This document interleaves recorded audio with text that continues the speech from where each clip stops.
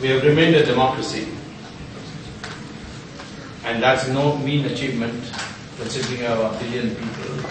We held elections regularly except for a brief period during the emergency when our constitution, fundamental rights were suspended.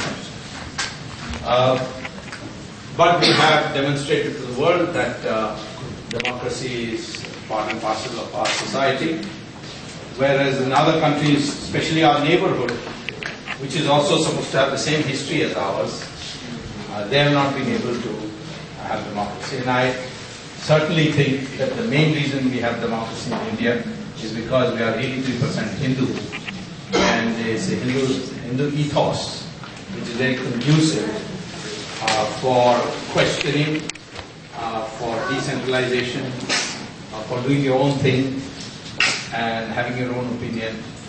And this ethos has contributed very heavily for the roots that democracy has in India. And it is this Hindu religion, culture that we need to defend, because if it disappears, there will be no democracy in India. To Richard Nixon. India has not broken, and India has remained one, and this is also a great achievement, and this also I attribute to the common cultural links that Hindu society, Hindu religion has been able to afford. And finally, we have demonstrated leadership in information technology, biotechnology, pharmaceuticals. India is a growing country, and so there's much to celebrate. But there's also hemorrhaging going on. And I would like to speak to you today. This is an Indian audience. I would like to speak to you about the hemorrhaging that is going on in India. Because praising ourselves amongst ourselves is not necessary. And the hemorrhaging has taken in the form of the Hindu society being under siege. Hindu society is now, but for a problem I had with Mrs. Indira Gandhi. I was a professor, I was a junior professor at Harvard, I became an assistant professor, associate professor. Then the Indian Institute of Technology offered me a full professorship at a very young age, 29, which is unprecedented in India. And I accepted it and went back to India. But very soon I found that the ideology that Mrs. Gandhi was propagating was the Soviet, pro-Soviet ideology. And India needed, according to me, a market economy. And I recall that I had seen that picture in the room of one of the Indian students who had invited me to his place for lunch. As a professor, in America it's very common for professors to go for lunch with students. And I remember that photograph. So it was in my mind that someday I must go and see Parmacharya. And it happened in 1977 election. There was a Tamil Nadu election for the assembly after the parliament election in which Janata Party came to power.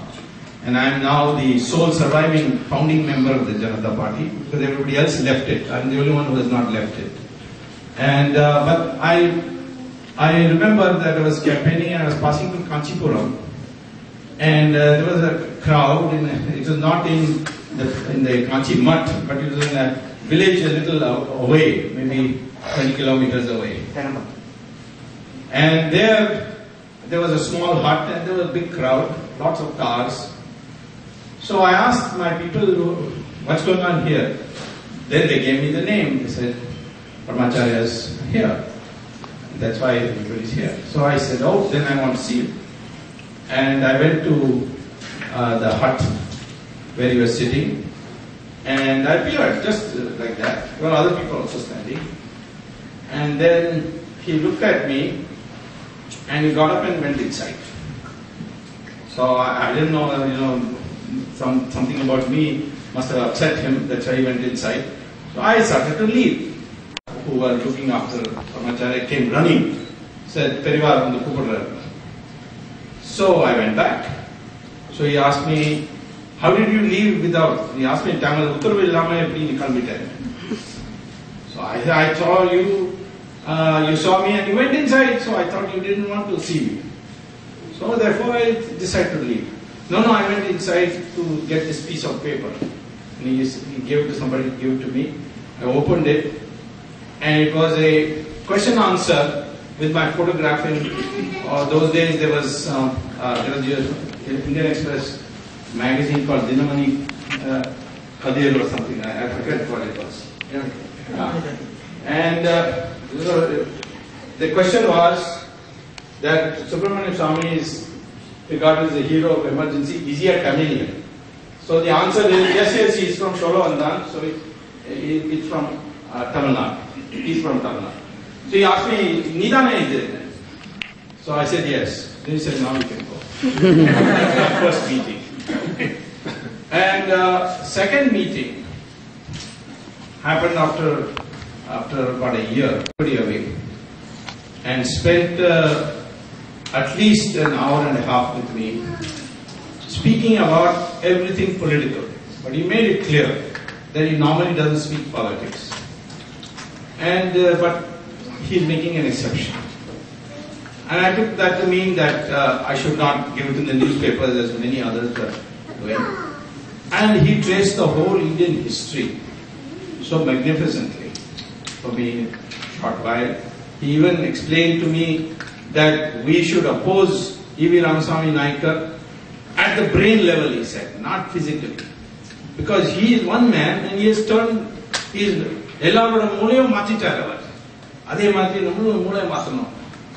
so he told me, your job is to work on ideas in politics. And you do what you think is right. Don't chase position, don't chase money. When it's required, both will come. I must say, when people said that I dare to stand, I dare to speak, it's that original inspiration which is guiding me. Because I found when I have been in difficulty, money has come. I found when everybody had written my career off, I became a minister. So, therefore, there is that obviously is the blessings in this background. And therefore, over the years, I had been interacting with him. So today, when I speak to you about the Hindus under siege, many of these problems he had told me much earlier. And said sometime or the other it will come. So one of them was conversion, which we didn't take very seriously. Today it's a very serious problem. The other is terrorism, which is also directed against Hindus only. Only Hindus die in a terrorist attack. Religious conversion, only Hindus are getting converted. Nobody else is getting converted. If you look at the ravishing of Hindu icons, it is the Hindu icons who are getting ravished. The arrest of Swami Jayendra Saraswati is taken place only because he happens to be a Hindu Swamiji. And obviously the reason was that he was going amongst the Dalits and he was a challenge to the conversion forces, and they worked through Jayalalitha and got it done. And Jayalalitha was a willing tool for that. I hope she regrets it someday and does prayashchit, proper prayashchit for it. But the fact of the matter is that also, look at the history book distortion. Look at what is happening in the United States. Recently there's a book now, I think 2 days today, in which we are hemorrhaging. We are definitely hemorrhaging on terrorism. We are definitely hemorrhaging, the Hindu society is hemorrhaging on conversion.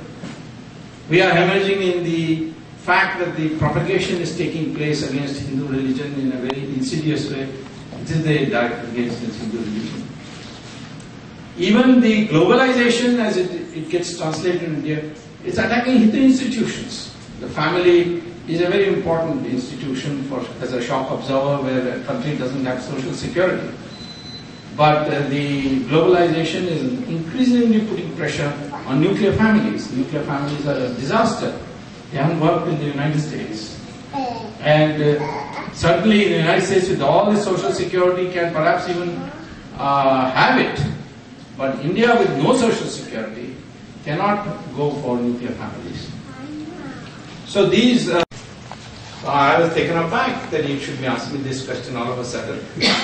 So I said, they have come to Afghanistan, tomorrow they will come to Pakistan, then they will come to India. That is their pattern. No, don't waste your time on Soviet Union. It will be finished. It will break up. 1980, at the peak of Soviet power. I would say, I said, I can't believe that, I couldn't say to him. I said to myself, is he saying? And that's exactly what happened. The Soviet Union broke up into 16 countries, become irrelevant. It doesn't exist anymore. As I told Nambudripad that for years you've been saying there's no inflation in Soviet Union, there's no unemployment in Soviet Union, there's no poverty in Soviet Union, now there's no Soviet Union also. So, here is, the perspective that I got. Then he said, I said, then what should I do? So he said, India needs only two friends, China and Israel. And we were having the worst possible relations with both at that time, when he told me this. He told me this in 1977, that India needs only two friends, China and Israel. And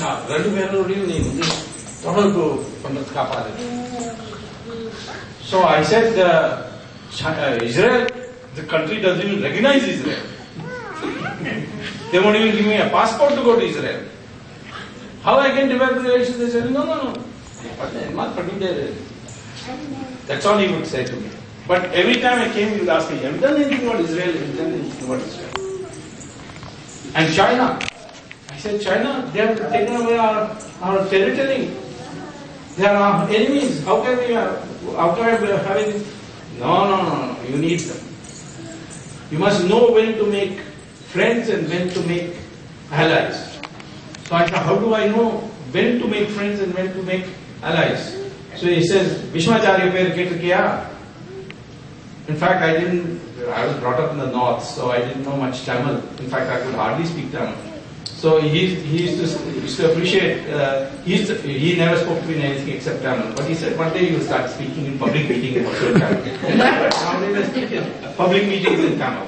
My own style of Tamil is different from the Dravidian Tamil. But everybody understands my Tamil, nobody understands Communal's Tamil. With China, you have to do. Then, of course, I happen to be an expert on China. I speak Chinese. So I made a contact with them. And soon, out of the blue, to the surprise of everybody, the Chinese invited me to visit China. Then Morarji Desai was very opposed to China. So I was wondering how I would go. I was an MP of his party. He was the Prime Minister. So I went and met Morarji. He says, Chinese? How can you go and have any dealings with them? They are enemies. So I come back, before I go further on that, I asked Parmacharya, how do I decide who should be friended and who should be opposed? So he said, Bhishmacharya had given an upadesh to Arjuna. And after the battle was over. And he cited a story about a rat and a cat. He said those two can never get together. But there was a rat who was living in a hole and he couldn't come out and play because the cat was sitting on the top of the tree watching for it to come out so it could pounce and eat it. So the rat was very unhappy. One day he found the rat shrieking. So he came out and looked and he saw that a hunter had put some net and the cat had walked into it. And the net was, that's an old hunter's method of catching animals. And the hunter, that net had gone up and it was suspended from a tree. So the rat was very pleased and started dancing around, moving around, having the fresh air which it could never have, till a snake came. And now the rat was too far away from the hole to go back running. The snake would have pounced on it. So he didn't know what to do. So he proposed to the cat that, see, you are stuck there and you can't get out, but I have sharp teeth, I can cut the net. And I have this problem with the snake. I will come and jump into your net, and you must shriek in such a way that the snake gets afraid and runs away and save me. And then I will cut the net and let you free. So cat said, definitely, deal made. So the rat jumped into the net, and then the cat shrieked and the snake went away. So now he said, now please open the net. So the rat slowly started cutting. The cat said, what are you doing so slowly? You can do much faster. There, the hunter will soon come. He said, no, I'm doing my best, I'm doing it. So it delayed, till the hunter started coming. That time the rat quickly bit the net ropes, and the net broke loose, and the rat jumped out, and the cat also went and climbed up the tree. So the hunter came, he saw the net is in this state, he didn't know what to do, just picked up the net and went away. And then the rat came and peeked out again. And the cat said, why did you take so much time? You broke an agreement with me. The rat said, I knew that if I had cut the net immediately, the first thing you would have done is eaten me up, because that's your nature. So I had to wait till you found another danger before you. So therefore, never make an alliance with a person whom you are doubtful about, unless you are sure there is an escape route also. That he can, without you, could face a bigger danger. So that philosophy you should follow. You have to make alliances. And he said, with China also, you have alliance. You make an alliance with China, but always keep some door open. Somewhere China might be afraid of some other country. At that time, it was Soviet Union. So keep a balance, he said, because now it will be United States. So he said, with that in mind, you forget about all this border and all that, you can take care of it. You make up with them, they will make up with you. So as his blessings was there, I told the Chinese embassy I would like to meet the ambassador. The ambassador, first thing he did was call me, because nobody used to visit, and that too a member of parliament. I was general secretary of the party at that time. And so they immediately invited me and said, we would like you to visit China. Kailash Manasarovar, go and see it also. But the Chinese that time had shut the place out. They wouldn't allow anyone to go. But I was received by Tan Xiaoping, their biggest leader, and I proposed to him, to his credit. Tan Xiaoping said there are some roads which have to be developed, etc. For 35 years nobody has gone. So I'll get it all done. And if your people want to build a temple also, I will allow that. All this I just couldn't believe. But for Parmachari it couldn't have been possible. But he said one condition. You must go first to Kailash and Manasarovar. Now I have never walked more than 1 kilometer in those days. I used to lead a typical urbanite existence. Because nowadays I walk quite a lot. But those days I had hardly walked, and certainly not up a mountain. I had to go 22,000 feet up and then cross into Tibet. And so everybody dissuaded me when it was clear that Kailash Manasarovar will be open. But I had given this promise that I was going to be the first one to go. So everyone persuaded me, why are you doing this? You will fall off the cliff, you will die, the people go there to die, you don't do it. Finally I went again to him. He said, and indeed I went. It was a hard job, but I had no incidents. Went and saw Kailash and Manasarovar. I had a path in Manasarovar. And since then, every year, 500 people are going. That got it open. I would have never thought about it. And I never would have believed that the communists would do it. In fact, that time Atal Bihari Vajpayee was the foreign minister. He told me, "You're spoiling our relations with the developing relations with China now. First you go and open it, and then after that you want them to do things which are religion. They are communists. They will take it ill and so on." But Morarji told me, "Don't worry. You raise the matter." So, like that, throughout there has been this kind of guidance. And now today what I'm going to speak to you is part of the perspective that he gave me, Parmacharya gave me in politics. I know very well that this is what will happen, because one day I was stuck in near Vellore with a flat tire, wondering what to do, because there is nobody around. Suddenly I find from Kanchipuram one car coming. And they came with a mechanic, they fixed my car. So I found it, So Parmacharya said, "Swami, repair, tire puncture right." So he drove the people. So that kind of backing I remember that when the Janata Party was broken by VP Singh, I didn't join VP Singh. Everybody thought I was mad, because that's where everybody went. But he told me, "You've done the right thing." And then he told me, "You come for my birthday celebration." It was in May 1990. 95th birthday, I think.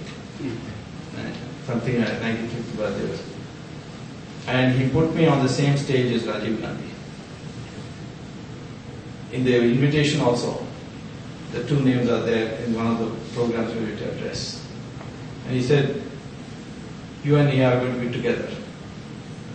And Rajiv and I we were already known to each other, but became like brothers, very, very close friends.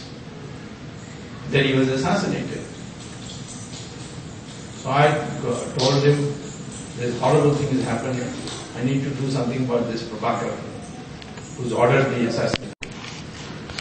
What is the proof? Kashmir, majority Muslim. What happened to the Hindus there? Driven out. They're living in refugee camps, terrible, squalid refugee camps. Take the case of Mau, a district in UP, 65% Muslim. What's happened to the Hindus there? They cannot celebrate Diwali, they cannot celebrate Ramayana. They cannot have Bharat Milap broadcast on microphone. This is the reality. In Tamil Nadu, there are 40 town panchayats. There is one called Mel Visharam near Vellore. There people came to me. Vishwadha Parishad actually also took me there. And there I heard a shocking story. I never thought it would happen in India. 75% of Mel Visharam is Muslim. 25% is Hindu. Town Panchayat election, 100% seats went to Muslim. And the Muslim, after getting elected, told the Hindus, "You want any amenities? Convert. Otherwise, no amenities." And literally, if you go there, Muslim area, fully developed, with all the amenities. Hindu area, total barren, no roads, no schools, nothing. In fact, their agriculture has been growing because the Muslims had set up tannery factories, and the polluted water came for irrigation and destroyed the crops. So I asked the people, "What do you want?" They said either they should give us amenities or they should partition the town panchayat. So I went to court, and I was able to get a court order that the governor should look into these complaints. And the governor, Sujit Singh Banala, was known to me, he told me that either it will be partition or the amenities will come. But there are 40 such town panchayats. Wherever Muslims are in majority, there is no secularism. The majority will see how the Hindus live there. You have to visit it to know. There's another place near Rameshwaram called Tondi. 40 such places are there, all over the country, because their religion is very clear. Your identity is transnational, and your purpose in life is to promote Islam. If you are Darul Islam, that is, if Muslims are in power, then your job is to convert the remaining, otherwise reduce them to what they call as dhimmi status, or make them declare them kafir and kill them. Dhimmi status means you do menial work. So their concepts are very clear. Our problem is, we think we are good Hindus if we go to temples, celebrate Diwali, and do puja at home. That is not enough. What we need is a Hindu mindset, which means that not only we will do all this, do puja, we will go to temples, we will celebrate Diwali, but when Hindus are in trouble anywhere, we'll all feel united. That is the movement that we have tried to launch in the country today. It's slowly picking up. Rama Setu project I took up only because I know that Karunanidhi selected this route because it would involve breaching the Rama Setu. The country that I have shown Ram his place, they rubbish Ram all the time. And I use this argument in court also.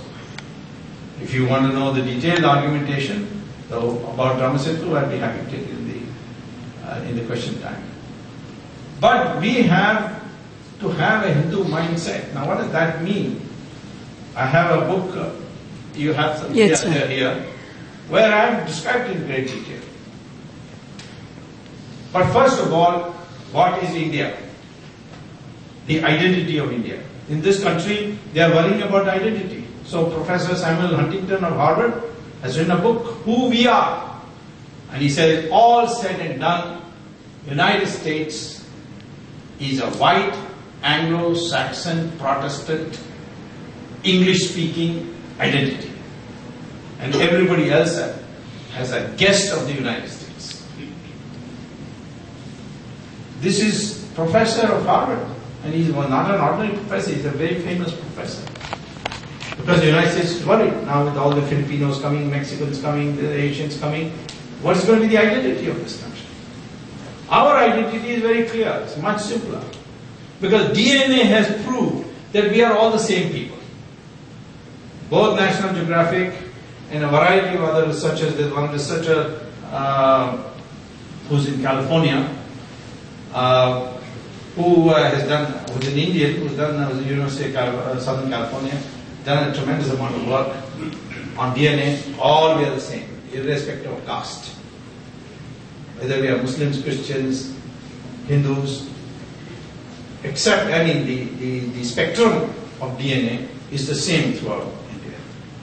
Complexion might vary because of the sun, pigmentation of the sun. It's got nothing to do with race, nothing to do with DNA. So if we are all the same, then what is India? India is a land of Hindus plus those others of other religion whose ancestors are Hindus.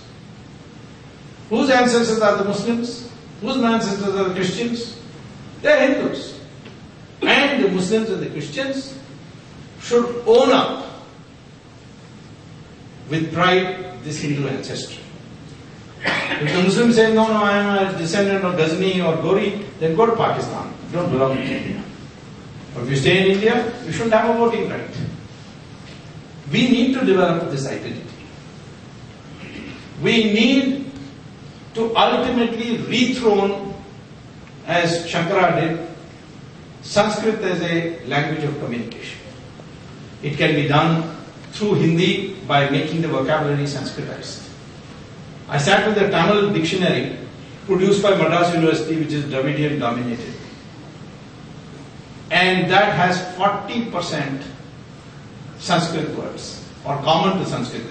The Tamil scholars say, no, this is all Sanskrit borrowed from Tamil. I said, I don't mind, as long as it's common. 40% of the words. Once I remember I was in a meeting with Karunanidhi and he was telling me, Sanskrit Maharaj is Seriya. I said, then why your name is Karunanidhi? Is it a Dravidian name? You say that your election symbol is Udayan Chinnam, Udayan Suryan Chinnam. I said, these are all Sanskrit words. Chin is Sanskrit word.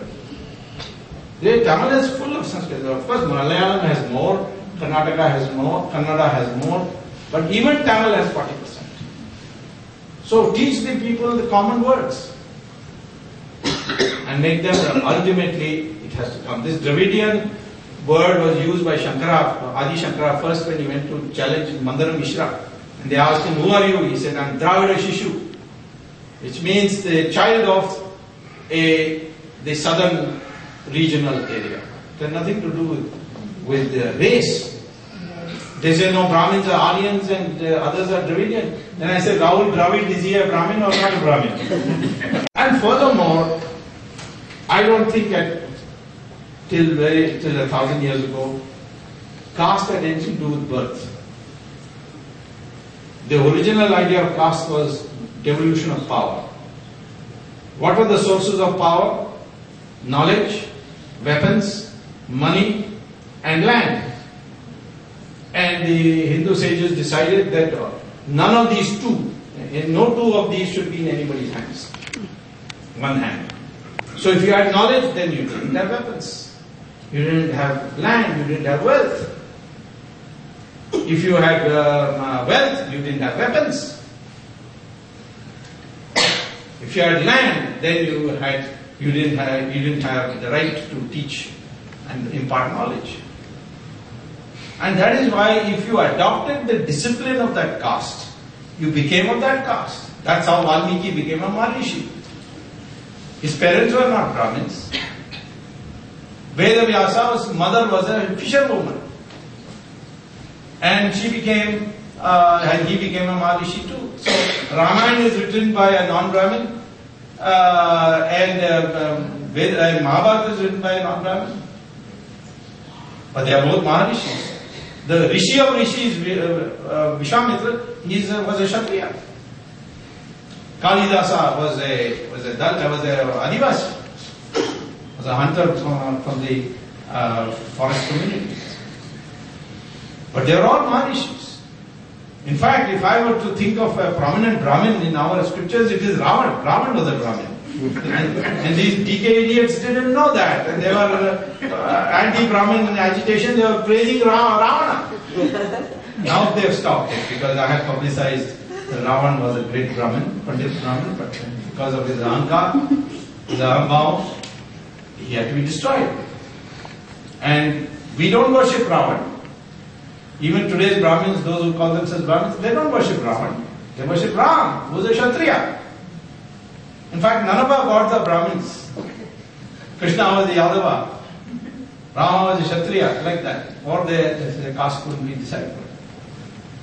So I think this caste system became irrelevant the moment it became connected with birth. People with 4 different castes, or forget caste altogether. We are Hindus first, and let us be Hindus last also. So therefore, this concept that we are indigenous to this area of India, we didn't come from outside. This Aryan Dravidian theory is totally bogus. And we regard this country as a land of Hindus and those others who acknowledge that their ancestors are Hindus.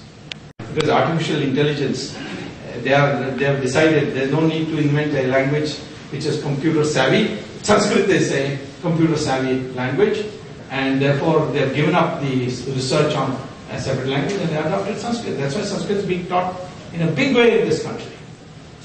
And we need to bring it back. Even if I don't know Sanskrit, my children can know Sanskrit. My children don't know, then their grandchildren should know. And it's easy to teach, and ultimately that is the way to unite the nation further.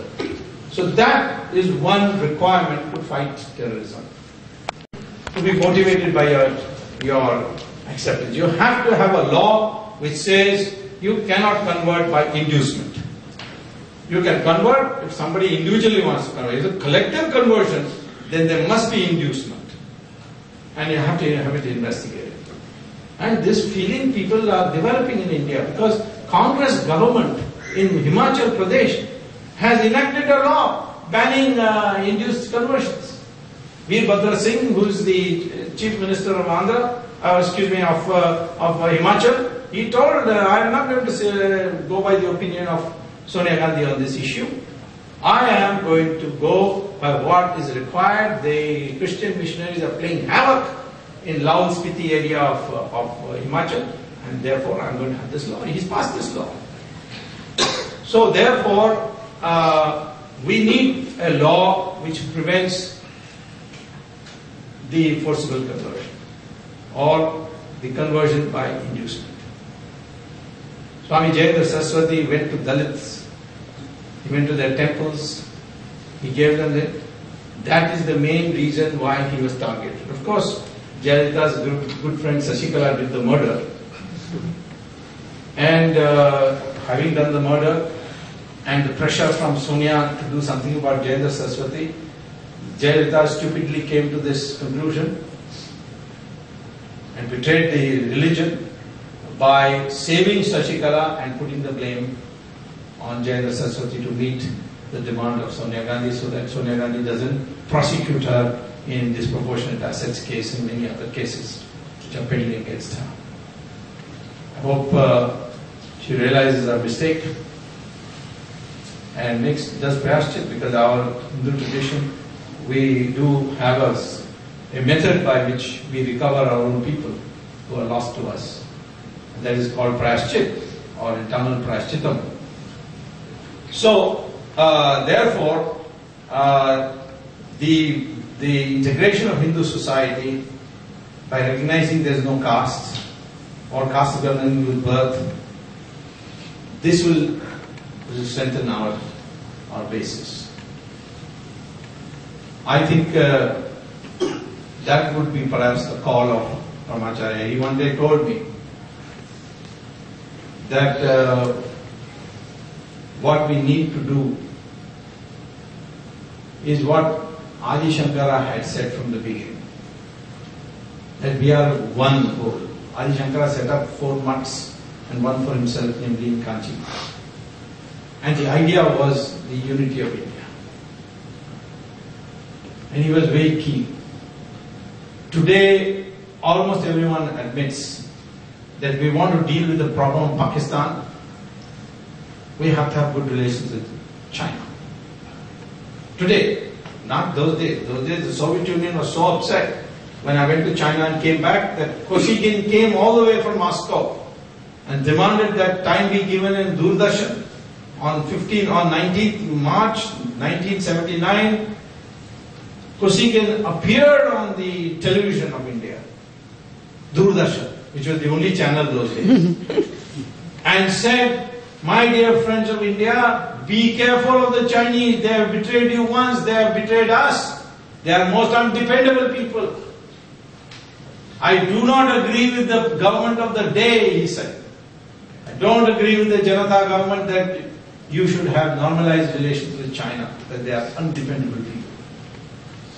That is the extent of hostility that is created. But today, you want to deal with Pakistan, get the neutrality of China, Pakistan is 5 minutes work. They say that when Pakistan was broken into two, Bangladesh and West Pakistan, then Pakistan should have been renamed as Pakistan, you know. What is Baki? But today it can go break into 5 in no time. Because Baluchis don't want to be part of it. Baluchis were never part of Pakistan. It was Nehru's weakness that he disregarded the call of the Baluchi leader and said, no, it is part of Pakistan. Baluchis never agreed. They were an independent country, and the British, before leaving, had made them an independent country. But the Pakistani army went and took it. Hindus decide that they will think as Hindus. They should demand of political parties a Hindu agenda.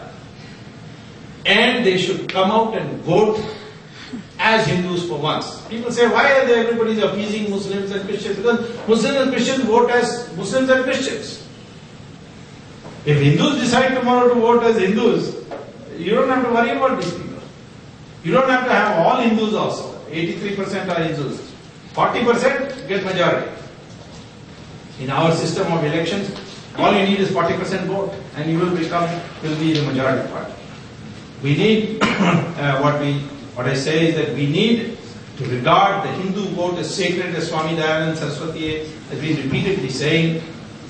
We need a movement in which Hindus decide that for once to set right our problems, to bring the character of India back as a Hindustan country, a country of Hindus and those others whose ancestors are Hindus, that we need an instrument in a democracy. That instrument can only be, that weapon can be elections, and in elections we must all vote as Hindus.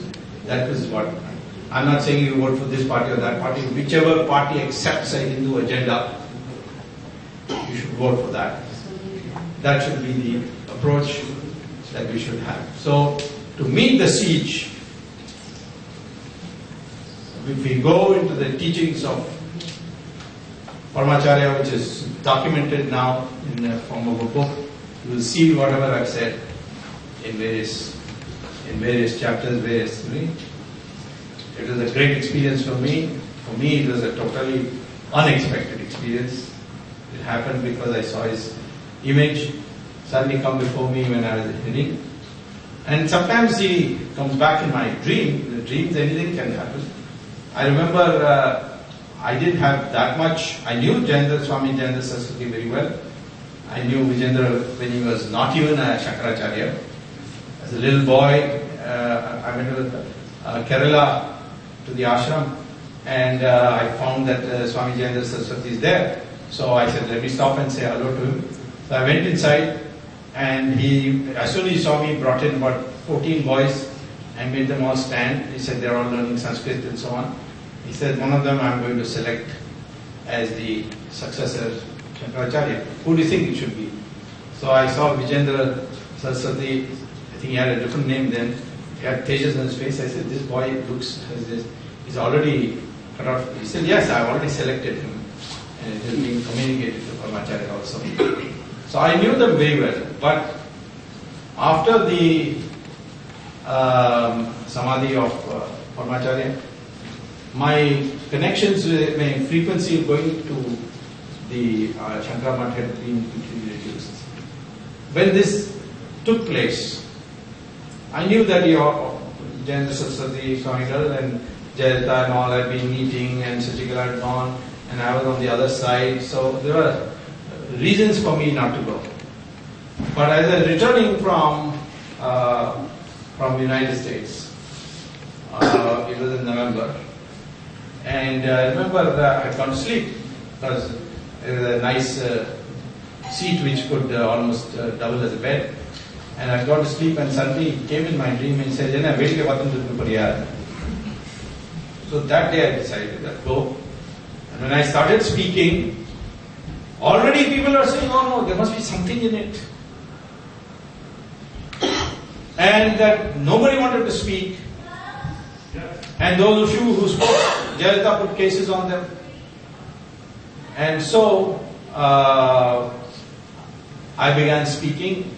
Jayalalitha didn't put any cases against me because she knows she puts one case on me, I'll put 10 on her. So therefore, there's that two bullies in a street. They have an area. They don't interact with each other. So you manage. So she puts a case, I'll put 10 cases on her. I'm nothing personal against her. I know her personally very well. I've not met her for the last 7 years after she went with Sonia Gandhi. I broke off with her at that time. But I do feel that this issue became so important for it is not Swami Jayendra Saraswati being targeted. It was Hinduism was being demeaned by this. And now you don't need any personal opinion whether the case is genuine or not. The Supreme Court, while considering the bail application, asked the Tamil Nadu government, give us all the evidence you have.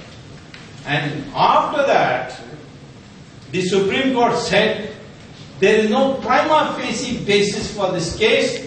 We would be dismissing this case, but this is a bail application. Maybe the government of Tamil Nadu will come up with more evidence in the future, because they are still in the investigation stage. But as of now, because it has no prima facie basis, we are giving bail. This is Supreme Court. Amongst the things that they said, amongst the things the police had said to the Supreme Court is that there are 32 letters which Shankar Raman, the murdered man, has written, of which some of them are addressed to Jayendra Saraswati. And therefore shows that, and they show a lot of hostility. And therefore there is proof of hostility. So the Supreme Court said, give us all 32. Why are you giving us only those select letters which were, let's see who all is addressed to. One letter is addressed to Sachikala, that unless you return the diamond necklace which you stole from Vadra Rumal and replaced it with a imitation, I shall go public and make an announcement. It appears that he was a blackmailer, perhaps. He should have anyway gone to the police saying that Sachikala has stolen the diamond necklace. So why no case on Sachikala? Because of that letter. If you can have a case on Jayendra Saraswati because of those letters, why not against Sachikala? Similarly, they need to have put him in jail, in like a common criminal in Vellore jail. Shoaib Abdullah was accused of treason, and he was kept in a lovely bungalow in Kodaikanal, and was kept in dark bungalow. Even Veerappan they were planning to put in a dark bungalow, in a circuit house. But of course he was shot dead on the road. But they had prepared one circuit house for him. What is the compulsion that you have to send the person to jail? There is no even compulsion even to arrest a person. Under the law, cognizable offences, the police have an authority to arrest for investigation purposes if the person is unknown and he can melt into some crowd and disappear. Nobody can say that Swami Jayendra Saraswati can melt into a crowd and disappear. So they could have kept him in the ashram, in the mutt, and said, please don't leave the mutt. We want you to be available for investigation. But they have put him deliberately with the criminals. I visited that jail. I went and saw to Perivar. And that's all he told me. He said, I am only upset about one thing. And what would Paramacharya have thought? That's all that I'm upset about. Because he was in tears when I saw him. There was no need to keep him. It was to demean Hinduism. It's in a sophisticated way. In the past, we have had invasions. But now, we are not having physical invasions. We are having mental brainwashing. And we have to break out of that brainwashing, which is the reason why I wrote this book. And I hope any of you have any questions, any contrary opinion, anything, you would be pleased to ask me that. Thank you very much. Samuel Huntington. Yeah. He had written a book called The Clash of Civilizations. Yes. And in that book he talks about alliances towards the end. He talks about Hindu-India aligning itself with the West. Yeah. Is what we see in Iraq today an indicative of the conflict to come? Is it a political conflict or is it a religious conflict? And what should India's position be with that? I mean, do you agree with Huntington's thesis, first of all? Well, we have a major problem with Islam because the educated Muslim has suddenly decided that Islam's missionary work is extremely important, and therefore it is better to die for it than allow, not do something about its propagation. So we have a problem, and I don't believe in this theory about a good Muslim and a bad Muslim. A Muslim in majority will never be the same as a Muslim in minority. You have to understand that you have to understand, you go back, not to Quran alone, because Quran is not Islam alone. People quote Quran to say how much peace, this, that. No, you have to read Sirah, the biographical part of Muhammad's life, which is also considered part of Islamic theology. And Shariat. These three together have to be taken together. And the educated people have absorbed it, and that is why you find most of the terrorists are not poor people who don't have employment and all that. They are people who are very well to do, and they are leading the terrorist movement. So I would certainly say that the Islamic leaders today identify Jews, Christians, and Hindus as the common enemy. This is Osama bin Laden's public statement, not once but several times. So that doesn't mean that we take it out on our Muslims. We have to bring them around. And I told you one way to bring them around is this. And I would say 80 to 90% of Indian Muslims are people who want to live in India, who privately acknowledge that their ancestors are Hindus. In fact, they are good friends of yours. There is even identified whether it was from this part of India or that part of India, and so on. M.J. Akbar had the courage to write a book in which it's about blood brothers or something, which he said my grandfather was a Rajput. And we converted because there was no other way to survive. So in India we must try to co-opt the Muslim while being absolutely clear that you are not going to submit to them.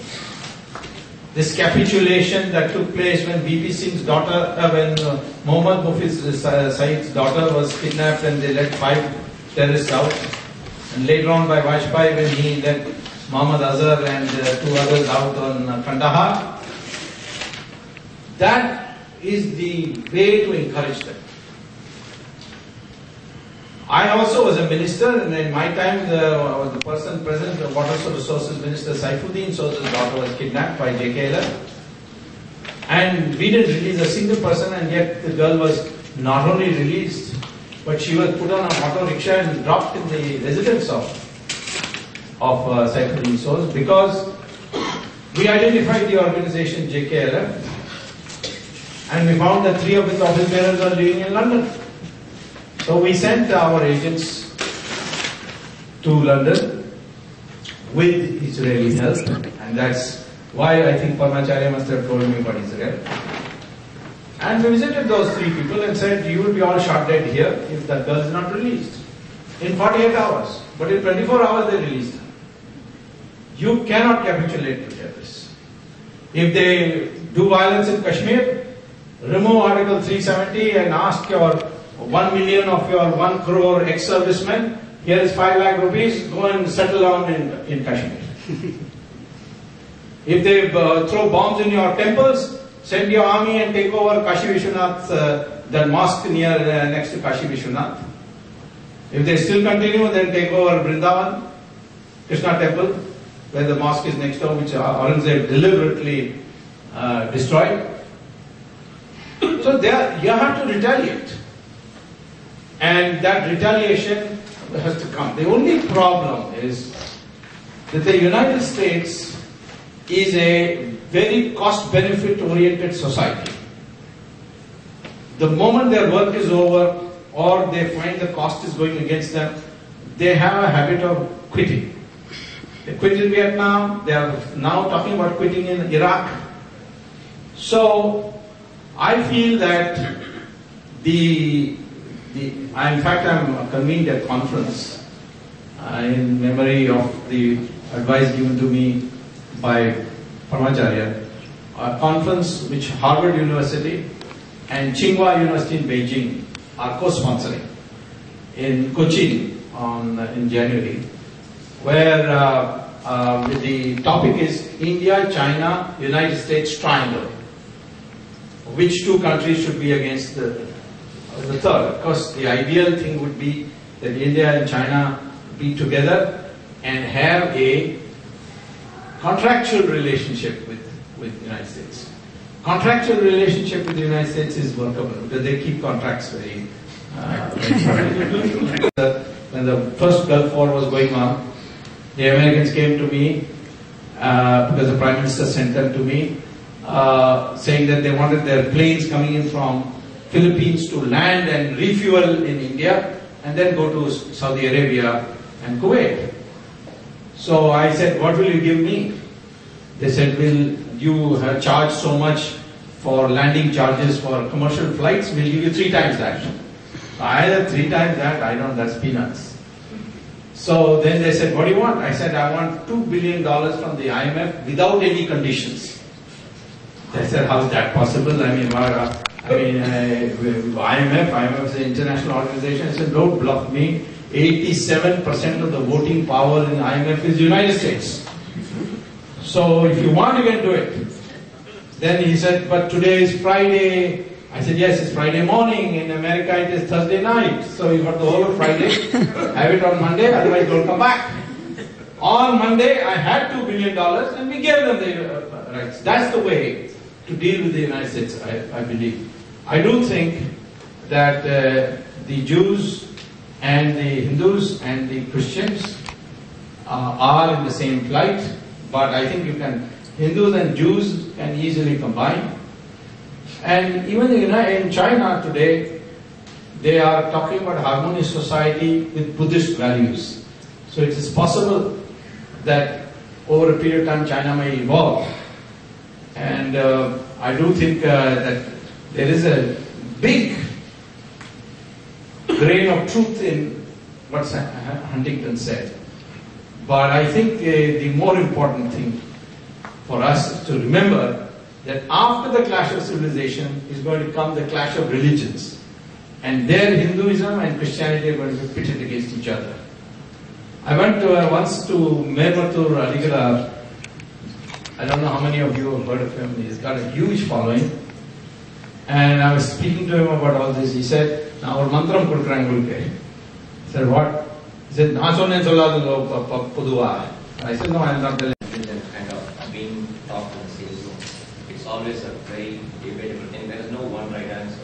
And as a politician, it was also been very closely involved with that religion. I'm looking at what is it that the youngsters of today can really do to take from this, because it's great, we have all these big gatherings, we talk about it, and at the end of it, we just go back home and status quo. There's nothing that has changed. What is it that you would say is one thing that can be done by the current generation, including, I'm talking about up to 50, 55, whatever, whoever can really do that. Age is not really a barrier if you really want to take something new and push it forward. What is it that can be done instead of just always talking about the clashes between religions or with the political leaders, whether in the form of film or whatever, because we don't get to know what exactly is going on in India or other places. We all know that everything has a political agenda, which is a person wants to get elected or they want to stay in power at whatever expense it is. So if it is currently religion, they do it. If it's caste system, they do it. Whatever it takes. So what is it that can be done, or what do you foresee based on your experience and your expertise in this field? What is it that the current generation can really take to make a difference? Even if it means taking a small pebble and making a difference to what needs to be done. Well, you see, the question is, if you have a democracy, you will have a political agenda. You can't escape from it. If you have a vote and you're going to exercise it, you have to have a political agenda. Otherwise, how will you know how to cast your vote? Unless you go and cast your vote because somebody gave you 1,000 rupees. You have to have a political opinion. The question is not that. The question is whether these problems exist, and the question is what's the answer. If one religion has decided that they are going to fight tooth and nail, India has not harmed any religion. In fact, when we were 100% Hindus, we welcomed the Jews and the Parsis, and everywhere else they disappeared or were persecuted. But India did not. India suffered 1,000 years of foreign rule. but we still survive. So it's not a question that it's a clash of religions at all, as far as the Hindu-Muslim is concerned. Question of clash of religion comes only with Christianity because they want to do conversion. If they didn't want to do conversion, we have no problem with Christianity. Yes? The flip side to that argument, I would say, is we have had a very historical thought in the sense that we welcome people. Where? Everywhere. Yes. Into the country. Yes. That's our civilization, that's our culture. Yes. We take pride in that. We give them what they want. We treat them as guests, and then we are happy if they are going to rule us. And No, that part that is your distorted version. I don't think we are willing slaves, that we are happy if they But we are rule not us. ready to fight. That is not true either. Look at Islam. In Persia, 100% Islam. They were originally Zoroastrians. They became 100%. Whole of Middle East, the whole of Europe became 100% Christian. But 1,000 years of both Islam and Christianity put together sequentially, even then undivided India was 75% Hindu. The fighting was done by Vijayanagara Empire, it was done by Shivaji, it was done by Marathas, it was done by Rani Jhansi, it was done by Rana Pratap, it was done by Kattabomman, it was done by Rani Chennamma in Karnataka. Anybody who knows Karnataka history, it was done by a whole series of people. Unfortunately, most people don't know this because our history books, there will be one chapter for each Mughal emperor, but Vijayanagara Emperor, one paragraph. It ruled for 300 years, the Vijayanagara Empire, and covered more area than Aurangzeb did at the peak of his power. So I won't go into that. Let's not go into a diversion. I come to the central point. What's the one thing that any youngster can do? Go and learn Sanskrit. That's all. Everything else will fall in place automatically. If you can't learn Sanskrit, make someone else learn Sanskrit in a younger generation to you. But learn Sanskrit, all these things that I tell you of a new perspective of your history will automatically come to you. You know, Shanghai, if you look at the city, it's very clean, everything runs very smoothly, you know, excellent public transportation. Look at a city like But you have not the water in Shanghai, no? Right.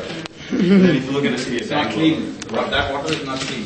right. And then you see Bangalore, there are pockets where it's very modern, you know, someplace that I would assume that Americans would live there and be just fine. But then there are some times where the decision-making process is so slowed down because of the red tape and bureaucracy that sometimes something like a road that needs to be built is delayed far longer than it should be. So you think that the unilateral system in China and then the democratic system in India, how do you see those clashes and which one do you see coming out ahead in the long run economically?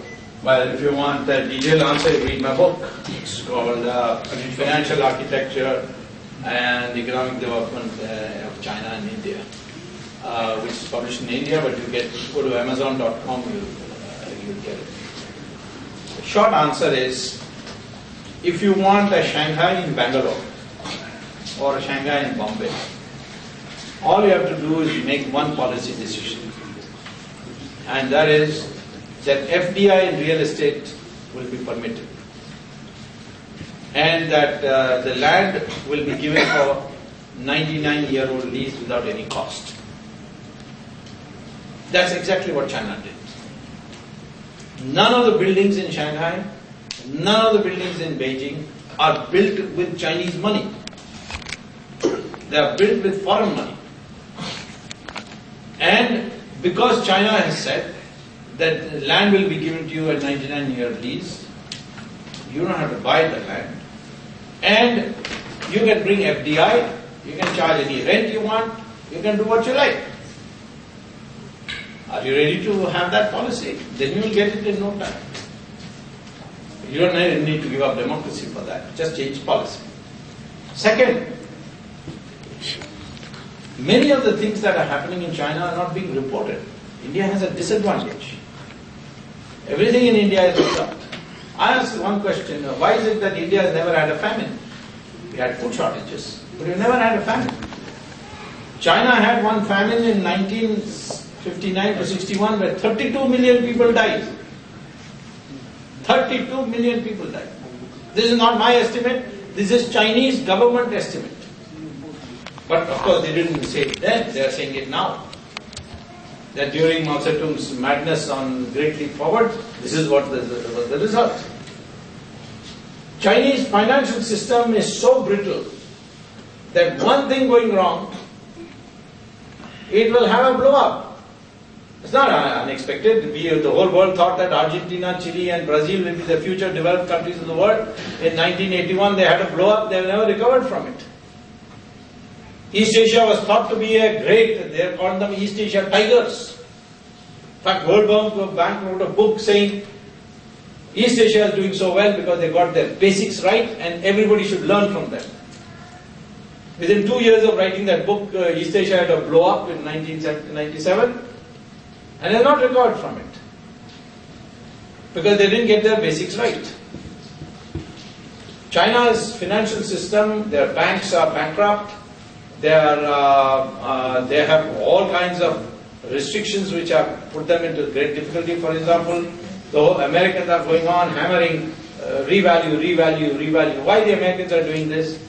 Because they know that if you go on saying that, the world will think that China will revalue and all kinds of money will come, speculative money will enter China.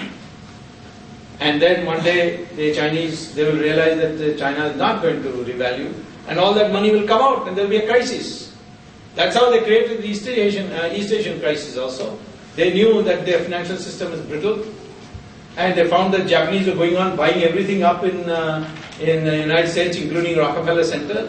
So they raised the interest rate of the bond market and all the hot money came running out and they collapsed. So the financial system is so brittle in China, it can have a blowout. India has a problem with this financial system, largely because our state government budgets and central government budgets both are bankrupt. Even the central government budget is bankrupt. And we're going to have a crisis in a couple of years on that. But India has got institutions which will correct for it and renew itself. And we have the capacity to throw out the leaders who do not perform. Governments have changed in the past. After all, the economic reform came because Rajiv Gandhi's government was defeated, VP Singh's government was defeated. And some of us came into office and we were able to do it. And Narasimha Rao, of course, deserves the full credit for it because he had the political sagacity to get it implemented. So I would say, how do you compare India and China? Well, I mean, if you ask me at a point of a gun to say which is doing better, I would say India is doing better. But both India and China have problems, and both of them are going to have a crisis within the next 2-3 years.